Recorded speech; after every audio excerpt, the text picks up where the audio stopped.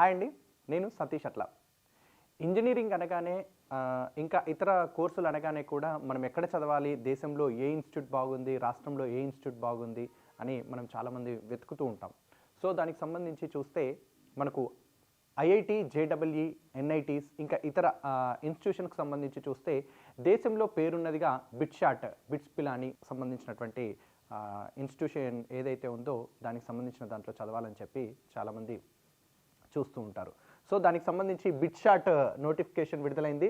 So దీంట్లో B pharmacy, MSc దీనికి సంబంధించినటువంటి ఈ ఏదైతే ఎంట్రన్స్ ఎగ్జామ్ వారు నిర్వహిస్తారో దానికి సంబంధించినటువంటి ఎంట్రన్స్ ఎగ్జామ్ ద్వారా దాంట్లో సీటు కల్పించడం జరుగుతుంది, ఇవ్వడం జరుగుతుంది. సో అదేవిధంగా ఇందులో ప్రోత్సాహకాలు ఏదైతే మీరు రాసినటువంటి స్కాలర్షిప్ టెస్ట్ బిట్షాట్లో మెరుగైనటువంటి స్కోర్తో మెరిసిన వారికి స్కాలర్షిప్ టెస్ట్తో ప్రతిభ అవసరాల ప్రాతిపదికన వీరికి 15 నుంచి 100% ట్యూషన్ ఫీజు కూడా రాయితీ ఇస్తూ ఉంటారు. సో ఏటా సుమారు 30% మంది విద్యార్థులు ఈ తరహా ప్రోత్సాహకాలను అందుకుంటూ ఉంటారు.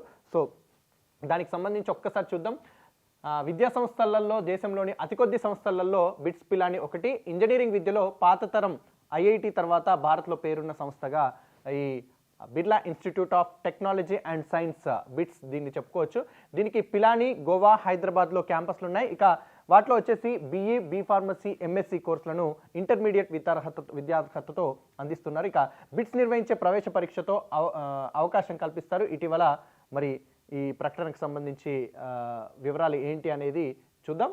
ఎక్కువ మంది పోటీ పడే ప్రవేశ పరీక్షల్లో ఐఐటి, జేడబ్ల్ఈ తర్వాత బిట్స్ అడ్మిషన్ టెస్ట్ బిట్షాట్ ముఖ్యమైనదని చెప్పొచ్చు. ఇక ఏటారు సుమారు ఈ పరీక్ష వచ్చేసి 3 లక్షల మంది రాస్తున్నారట. సో ఈ పరీక్ష మిగిలిన పరీక్షలతో పోలిస్తే ఇది భిన్నమైనదిగా అని చెప్పుకోవచ్చు. ఇక ఇంగ్లీష్ ప్రొఫిషియన్సీ, లాజికల్ రీజనింగ్ విభాగాల్లో ప్రశ్నలు అడగడం అనేది బిట్స్ యొక్క ప్రత్యేకత. ఇక ఇందులో కోర్సులు ఏమేమి అందిస్తారు ఏంటి అనేటివి కనుక ఒక్కసారి చూస్తే బీఈకి సంబంధించి చూస్తే chemical, civil, computer science, electrical and electronics and communication, electronics and instrumentation, mathematics and computing, mechanical, manufacturing ఇవి బీఈలో అందిస్తారు. ఇక బి ఫార్మసీ కూడా ఉంది. అట్లాగే ఎంఎస్సికి సంబంధించి చూస్తే maths, physics, chemistry, biological sciences, economics, general studies. ఇంకా ఇందుకు ఉండాల్సినటువంటి అర్హతలు చూస్తే ఎంఎస్సికి సంబంధించి ఇంజనీరింగ్, ఎంఎస్సి కోర్సులకు ఇంటర్లో ఎంపీసీ గ్రూప్ తప్పనిసరి. ఇక బి ఫార్మసీకి బైపీసీ, ఎంపీసీ 2 గ్రూపుల విద్యార్థులు కూడా దరఖాస్తు చేసుకోవడానికి అవకాశం ఉంది. ఇక ఇంటర్లో సంబంధిత గ్రూప్లో కనీసం 75% మార్కులు వచ్చి ఉండాలి. ఇక సంబంధిత సబ్జెక్టుల్లోనూ విడిగా కూడా 60% మార్కులు సాధించిన వారై ఉండాలి. ఇక 2024లో ఇంటర్మీడియట్ పరీక్షలు రాస్తున్న వారు కూడా 2023లో ఉత్తీర్ణులైన వారే అర్హులు. సో ఇది కోర్సులు అట్లాగే దానికి ఉండాల్సినటువంటి అర్హతలు. ఇక బిట్షాట్తో బి ఫార్మసీ, ఎంఎస్సి అనేది దానికి సంబంధించి ఏమేమి ఉన్నాయి ఏంటి అనేది చూసినాం కదా. ఇక ప్రవేశ పరీక్షలో 4 విభాగాలు ఉంటాయి. దానికి సంబంధించి చూస్తే పార్ట్ 1లో వచ్చేసి ఫిజిక్స్ నుంచి 30 ప్రశ్నలు, పార్ట్ 2లో వచ్చేసి కెమిస్ట్రీ నుంచి 30 ప్రశ్నలు, పార్ట్ 3లో వచ్చేసి ఇంగ్లీష్ ప్రొఫిషియన్సీ నుంచి 10, లాజికల్ రీజనింగ్ నుంచి 20 ప్రశ్నలు. ఇక పార్ట్ 4లో వచ్చేసి మ్యాథ్స్ లేదా బయాలజీ బి ఫార్మసీ కోసం 40 ప్రశ్నలు. మొత్తంగా 130 ప్రశ్నలకు 3 గంటల వ్యవధి కేటాయించడం జరుగుతుంది. సెక్షన్ల వారీగా సమయ నిబంధనలు ఏం లేవు. ప్రతి సరైన జవాబుకు 3 మార్కులు ఉంటాయి. తప్పు సమాధానానికి 1 మార్కు తగ్గించడం అనేది ఉంటుంది. నెగిటివ్ మార్క్స్ కూడా ఉన్నాయి. 3 మార్కులు ఒక ప్రశ్నకు ఉంటాయి. తప్పు పోతే 1 మార్కు కట్ చేస్తారు. పరీక్షను ఆన్లైన్లో నిర్వహిస్తారు. నిర్ణీత సమయం కంటే ముందే ప్రశ్నలంటికి జవాబు గుర్తించిన వారికి అదనంగా 12 ప్రశ్నలు లభిస్తాయి. మ్యాథ్స్ లేదా biology, physics, chemistry, logical reasoning ఒక్కో విభాగం నుంచి 3 చొప్పున ఇవి ఉండడం జరుగుతుంది. ఇక వీటికి సరైన సమాధానాలు గుర్తిస్తే అదనపు మార్కులు కూడా పొందడానికి అవకాశం ఉంది. అంటే ఇక్కడ టైమింగ్ను బట్టి కూడా మీరు మార్కులు పొందడానికి, మెరిట్ పొందడానికి కూడా అవకాశం ఉంది ఇందులో. ఇక అయితే ఈ విధానం ఎంచుకున్న వారు ముందు గుర్తించిన 130 ప్రశ్నలకు జవాబులు మార్చుకోవడానికి అవకాశం ఉండదు. ప్రశ్నలు ఆంగ్ల మాధ్యమంలోనే రాయాలి. సో ఇంగ్లీష్లోనే ఈ ఎగ్జామ్ అనేది రాయడానికి అవకాశం ఉంటుంది. ఇక దీనికి సంబంధించి ప్రోత్సాహకాలు కనుక చూస్తే ఇంతకుముందు మనం చెప్పుకున్నట్టు బిట్షాట్లో మెరుగైన స్కోర్తో మెరిసిన వారికి స్కాలర్షిప్ లభిస్తుంది. అట్లాగే ప్రతిభ అవసరాల ప్రాతిపదికన కూడా వీరికి 15 నుంచి 100% ట్యూషన్ ఫీజులో రాయితీ అనేది ఇస్తున్నారు. ఇక ఏటా సుమారు 30% మంది విద్యార్థులకు ఈ తరహా ప్రోత్సాహకాలను అందుకుంటున్నారు. మెరిట్ అవార్డు స్కీమ్లో భాగంగా పరీక్షలో టాప్ 1%లో నిలిచిన వారు ఫీజులో 100%, టాప్ 2%లో విద్యార్థులు ఫీజులో 40% స్కాలర్షిప్ పొందవచ్చు. మెరిట్ కమ్ నీడ్ అవార్డులో భాగంగా టాప్ 3% విద్యార్థులు ఫీజులో 80% స్కాలర్షిప్ అందుకోవచ్చు. బిట్స్ కోర్సులో పూర్తి చేసుకున్న విద్యార్థులు ప్రాంగణ నియామకాల ద్వారా మేటి సంస్థల్లో ఆకర్షణీయమైనటువంటి వేతనంతో ఉద్యోగాలకు ఎంపిక అవడం అనేది జరుగుతూ ఉంది. ఇది బిట్ షార్ట్కి సంబంధించినటువంటి ఎంట్రన్స్ ఎగ్జామ్ ఎట్లా, ఏం కోర్సులు ఉన్నాయి, ఏంటి అనేది ఎట్లా ఉంటుంది అనేది, ఏ విభాగంలో ప్రశ్నలు ఎట్లా ఉంటాయి, కట్ ఆఫ్ ఎట్లా ఉంటుంది, షెడ్యూల్ ఎట్లా ఉంటుంది అనేది దీనికి సంబంధించినటువంటి వివరాలు ఒక్కసారి చూద్దాం. దీనికి సంబంధించి ఆంగ్లం విషయానికి వస్తే, ఎందుకంటే ఎగ్జామ్ ఇంగ్లీష్లోనే రాయాల్సి ఉంటుందని చెప్పారు కదా, దానికి సంబంధించి చూస్తే ఇక్కడ మనకు ఆంగ్లం విషయానికి భాషపై ప్రాథమిక అవగాహనను పరిశీలించడం జరుగుతుంది. మీకు ఇంగ్లీష్ లాంగ్వేజ్ పైన ఎంత పట్టుంది, మీకు అవగాహన ఉందా లేదా, బేసిక్ నాలెడ్జ్ ఉందా లేదా అనేది చూస్తారు. ఇక గ్రామర్, వొకాబులరీ, అట్లాగే రీడింగ్ కాంప్రహెన్షన్, కంపోజిషన్ విభాగాల్లో ప్రశ్నలు అనేది అడగడం జరుగుతుంది. ఇక ఇంగ్లీష్ను ఎలా అర్థం చేసుకుంటున్నారో తెలుసుకునేలా వాటిని అడగడం అనేది జరుగుతుంది. ఇక లాజికల్ రీజనింగ్కి సంబంధించి తర్కం, ఖచ్చితత్వం తెలుసుకునేలా ఈ ప్రశ్నలు వస్తాయి.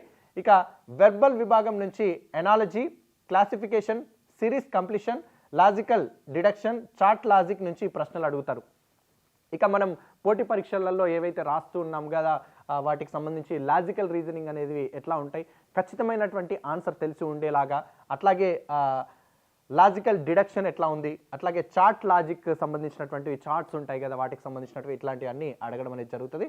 నాన్ వెర్బల్ విభాగంలో pattern, perception, figure formation and analysis, paper cutting, figure matrix, rule డిటెక్షన్లో ప్రశ్నలు అనేది అడగడం జరుగుతుంది. ఇక గణితం విషయానికి వస్తే మనకి ఆల్జిబ్రా, త్రికోణమితి, 2 dimensional coordinate geometry, 3 dimensional coordinate geometry, differential calculus, integral calculus, ordinary differential equations, probability, vectors, statistics, linear programming, mathematical modelling అధ్యాయాల నుంచి ప్రశ్నలు అడగడం అనేది జరుగుతుంది. ఈ టాపిక్స్ అన్నీ చూస్తూ ఉంటే కూడా మనకి 8th to 10th సంబంధించినటువంటి స్కూల్ ఏదైతే బుక్స్ ఉంటాయో, ఎన్సీఆర్టీకి సంబంధించినటువంటి బుక్స్ నుంచి కానీ, లేకపోతే మన స్టేట్ బోర్డు సంబంధించినటువంటి మ్యాథ్స్ సిలబస్ ఏదైతే ఉందో 10thలో మనకు ట్రిగనామెట్రీ కానీ, త్రికోణమితి, ఆల్జిబ్రా కానీ ఇవన్నీ కూడా ఆ టాపిక్స్ నుంచి వచ్చినట్టుగా తెలుస్తుంది. సో అవి ఏ కాంపిటీషన్ ఎగ్జామ్స్కి సంబంధించి కూడా స్కూల్ బుక్స్ అనేటివి చాలా ఉపయోగపడతాయి.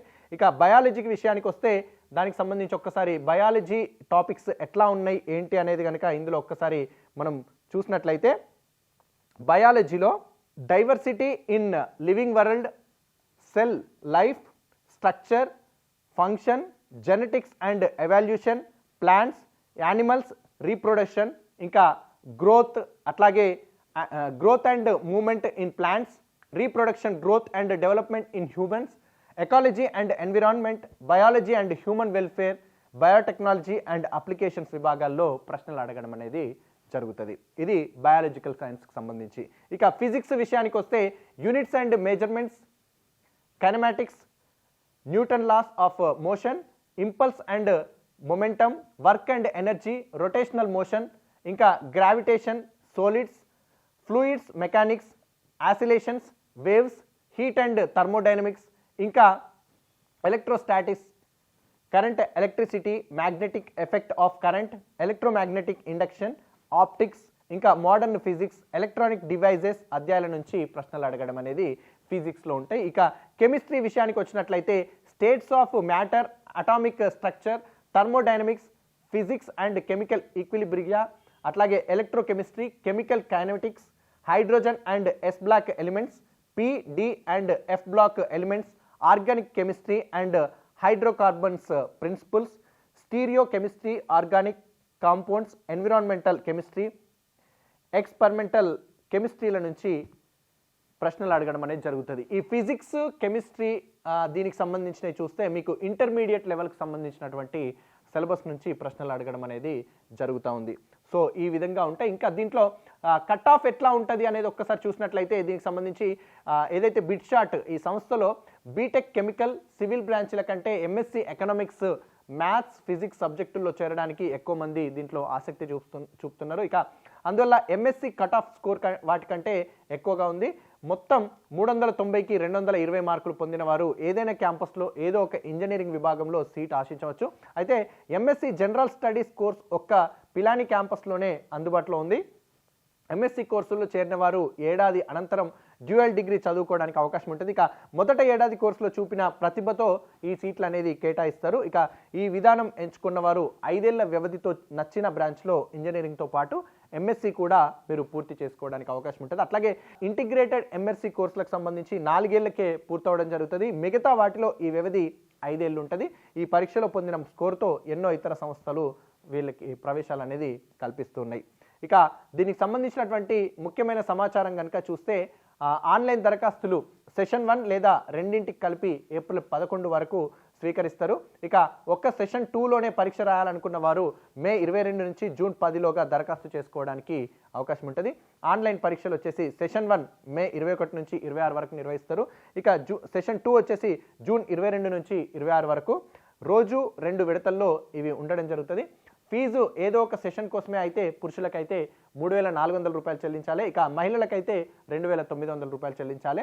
2 సెషన్లలోనూ రాయడానికి పురుషులకైతే 5,400 రూపాయలు, మహిళలకైతే 4,400 రూపాయలు చెల్లించాల్సి ఉంటుంది. ఇక తెలుగు రాష్ట్రాల్లో పరీక్ష కేంద్రాలు వచ్చేసి హైదరాబాద్, తెలంగాణలో హైదరాబాద్ పరీక్ష కేంద్రం ఒకటే ఉంది. ఇక ఆంధ్రప్రదేశ్ విషయానికి వస్తే రాజమహేంద్రవరం, తిరుపతి, విజయవాడ, విశాఖపట్నంలో పరీక్ష రాయడానికి అవకాశం ఉంది. అయితే ఈ బిట్స్ పిలానికి సంబంధించి స్కోర్ ఎట్లా ఉంటుంది ఏంటి అనేది దానికి సంబంధించినటువంటివి ఏ బుక్స్ ప్రిపేర్ కావాలి ఎట్లా అనేది ఒక్కసారి కనుక ఇక్కడ చూస్తే బిట్ షాట్కు ముందు కనీసం 10 మాక్ టెస్ట్లు అయినా కూడా మీరు రాయాలి. ఫలితాలు విశ్లేషించుకోవాలి. ఎట్లా రాస్తున్నారు, ఎక్కడ మిస్టేక్ అవుతుంది, ఎక్కడ టైం మిస్ అవుతుంది అనేది ఒకసారి మీకు మీరు తప్పులు దొర్లుతున్న విభాగాల కోసం అదనపు సమయాన్ని కూడా కేటాయించుకొని ప్రిపేర్ అవ్వాలి. తర్వాతి పరీక్షల్లో తప్పులు పునరావృతం కాకుండా చూసుకోవాలి. అప్పుడు మీరు మెయిన్ ఎగ్జామ్ రాసే వరకు పర్ఫెక్ట్గా ఉండడానికి అవకాశం ఉంటుంది. ఇక సమయపాలనను అసలు పరీక్షకు అనుగుణంగానే పాటించాలి. జేడబ్ల్యూ మెయిన్స్ సన్నద్ధతో బిట్ షాట్ను ఎదుర్కోవడానికి అవకాశం ఉంటుంది. ఇప్పుడు ఐఐటి జేడబ్ల్యూకి సంబంధించినటువంటి ఎగ్జామ్ ఏదైతే ఉందో అది ప్రిపేర్ అవుతున్న వాళ్ళు దీన్ని గట్టిగా ప్రిపేర్ అయ్యి దీని పరంగా ఈ సబ్జెక్ట్ ఈ సిలబస్ ప్రకారంగా ఈజీగా కొట్టడానికి అవకాశం ఉంటుంది. సిలబస్ వివరాలు ప్రకటనలో పేర్కొనడం జరిగింది కదా. ఇంతకుముందు మనం చెప్పినట్టు సిలబస్ ఏవేవి రీజనింగ్, ఫిజిక్స్, కెమిస్ట్రీ, మ్యాథ్స్ ఎట్లా ఉన్నాయో దానికి సంబంధించి ఇంగ్లీష్ ఎట్లా ఉన్నాయో చూసినాం కదా. సో దానికి సంబంధించి ఆ సిలబస్ని అనేది ఒకసారి గమనించుకోవాలి. ఎన్సీఈఆర్టీ 11, 12 తరగతుల పాఠ్యపుస్తకాల నుంచి ప్రశ్నలు అనేది అడగడం జరుగుతుంది. ముందుగా సబ్జెక్టుల వారి పాఠ్యపుస్తకాల్లోని ప్రాథమిక అంశాలు, భావనలు బాగా అధ్యయనం చేసుకోవాలి. ఇక ముఖ్యమైన వాటిని కూడా రివిజన్కు వీలుగా నోట్స్ రాసుకోవాలి. మీకు మీరుగా కూడా స్పెషల్ నోట్స్ రాసుకొని ప్రిపేర్ కావాలి. పాత ప్రశ్న పత్రాలను నిశ్చితంగా పరిశీలించాలి. వీటి ద్వారా సబ్జెక్టుల్లో పాఠ్యాంశాల వారిగా వస్తున్నటువంటి వాటికి ప్రాధాన్యం ఎట్లా ఉంది, ప్రశ్నలు అడిగే తీరు ఎట్లా ఉంది, వాటి స్థాయిని గ్రహించాలి. ఇక సన్నద్ధతను అందుకు తగ్గట్టుగా మలుచుకోవాలి. పాత ప్రశ్న పత్రాలను ఒకసారి గమనించుకొని అందులో ఏ విధంగా అడుగుతున్నారు, క్వశ్చన్స్ ఎట్లా ఉంటున్నాయి ఏంటి అనేది దాని పరంగా ఒకసారి మీరు చెక్ చేసుకోవాలి. ఇక పరిమిత సంఖ్యలో రెఫరెన్స్ పుస్తకాలను ఎంపిక చేసుకొని వాటిని ఎక్కువసార్లు చదవండి. ఏవైతే బుక్స్ ఇప్పుడు ఎన్సీఆర్టీ బుక్స్, లేకపోతే స్కూల్ బుక్స్, మీ ఇంటర్మీడియట్కి సంబంధించినటువంటి బుక్స్, లేకపోతే స్పెషల్గా కొన్ని సెలెక్టెడ్ బుక్స్ చూసుకొని అతి తక్కువ బుక్స్ సెలెక్ట్ చేసుకొని దాంట్లో ఏవి బెస్ట్ బుక్స్ వాటినే ఒక టాపిక్ రిలేటెడ్గా కంటిన్యూగా వాటిని చదువుతూ ఉండండి. ఇక వీలైనన్ని మాదిరి ప్రశ్నలు సాధన చేయాలి. అంటే రిలేటెడ్గా ఏదైతే ఈ ఎగ్జామ్కి సంబంధించి ఉన్నాయో అవి ప్రాక్టీస్ అనేది ఎక్కువగా చేస్తూ ఉండండి. ఈ పరీక్షల్లో ఆంగ్లం, లాజికల్ రీజనింగ్లకు ప్రాధాన్యం ఉంది కాబట్టి వాటిపైన ఎక్కువ దృష్టి పెట్టాలి. సో ఖచ్చితంగా ఇంగ్లీష్ దానిపైన ఇంకా రీజనింగ్ సంబంధించి బాగా దృష్టి పెట్టండి. దాంతోపాటు మ్యాథ్స్, ఫిజిక్స్, కెమిస్ట్రీ సబ్జెక్ట్స్ పైన కూడా. ఇక అందులో మంచి స్కోర్ వస్తే మీరు టాప్లో ఉండడానికి అవకాశం ఉంటుంది. ఇక పరీక్షకు ముందు కనీసం 10 మాక్ టెస్ట్లైనా రాసి ఉండాలి. మినిమం 10 మాక్ టెస్ట్లైనా మీరు ప్రాక్టీస్ చేసి ఉండాలి, రాసి ఉండాలి. ఇక ఫలితాలు విశ్లేషించుకోవాలి. తప్పులు దొర్లుతున్న విభాగాల కోసం అదనపు సమయము కేటాయించుకొని సన్నద్ధం కావాలి. ఇక తర్వాతి పరీక్షలో తప్పు పునరావృతం కాకుండా కూడా ఇంతకుముందు చెప్పినట్టు చూసుకోవాలి. ఇక టైం కూడా చూసుకోవాలి. అందుకు అనుగుణంగా ఎగ్జామ్ హాల్లో పాటిస్తూ రాసుకోవాల్సి ఉంటుంది. ఇక జేడబ్ల్యూ మెయిన్స్ సన్నద్ధతో బిట్ షాట్ను ఎదుర్కోవడానికి అవకాశం ఉంటుంది. మెయిన్స్ మాదిరి పాత ప్రశ్న పత్రాలు బాగా సాధన చేసుకుంటే ఉపయోగపడతాయి. ఏపీ, టీఎస్, ఎంసెట్ డీమ్డ్ సంస్థల ప్రశ్నపత్రాల అధ్యయనం కూడా ఉపయోగపడుతుంది. ఏవైతే మనకు సంబంధించినటువంటి ఏపీ కానీ టీఎస్ కానీ సంబంధించి ఎంసెట్ పరీక్షలు ఉంటాయి కదా, వాటికి సంబంధించి ఇక డీమ్డ్ సంస్థల ప్రశ్నపత్రాలు కూడా ఉంటాయి కదా, అవి కూడా చూసుకుంటే ఉపయోగపడతాయి. గణితంతో పాటు ఫిజిక్స్, కెమిస్ట్రీలో కొన్ని ప్రశ్నలకు షార్ట్ కట్ మెథడ్స్ అనేది తక్కువ వ్యవధిలో జవాబు గుర్తించడానికి అవకాశం ఉంటుంది. ఫార్ములాస్ తోటి వాటిలాగా వీటిపై అవగాహన పెంచుకోవాలి. ఇక ముఖ్యమైన సూత్రాలు ఉపయోగించే విధానంపై కూడా పట్టు సాధించాలి. పరీక్షలో రుణాత్మక మార్కులు ఉన్నాయి, అంటే నెగిటివ్ మార్క్స్ ఉన్నాయి కాబట్టి అందువల్ల ఏమాత్రం తెలియని వాటిని వదిలేస్తేనే మేలు. అలాగే జవాబు కోసం ఎక్కువ సమయం తీసుకునే వాటిని చివరిలోనే ప్రయత్నించాలి. సో ముందుగా మీకు ఏవైతే వచ్చిన సమాధానాలు ఉన్నాయో వాటికి సంబంధించే ప్రయత్నం చేయండి. సో దాని పరంగా మీరు ట్రై చేస్తే బిట్షాట్లో బిట్స్ పిలానీలో దీనికి సంబంధించి మీరు సీట్ సాధించడానికి అవకాశం ఉంటుంది. సో ప్రీవియస్ క్వశ్చన్ పేపర్స్, మాక్ టెస్ట్లు, మీ రన్నింగ్ నోట్స్, ఏవైతే టెక్స్ట్ బుక్స్ ఎన్సీఆర్టీకి సంబంధించినటువంటి బుక్స్ ఉన్నాయో ఇంగ్లీషు, అట్లాగే మ్యాథ్స్, రీజనింగ్, ఫిజిక్స్, కెమిస్ట్రీ, అట్లాగే సంబంధిత జేడబ్ల్ఈ, ఐఐటి జేడబ్ల్ఈ కానీ, ఎంసెట్ కానీ, డీమ్డ్ యూనివర్సిటీకి సంబంధించినటువంటి ప్రశ్నపత్రాలు కూడా మీకు ఉపయోగపడతాయి.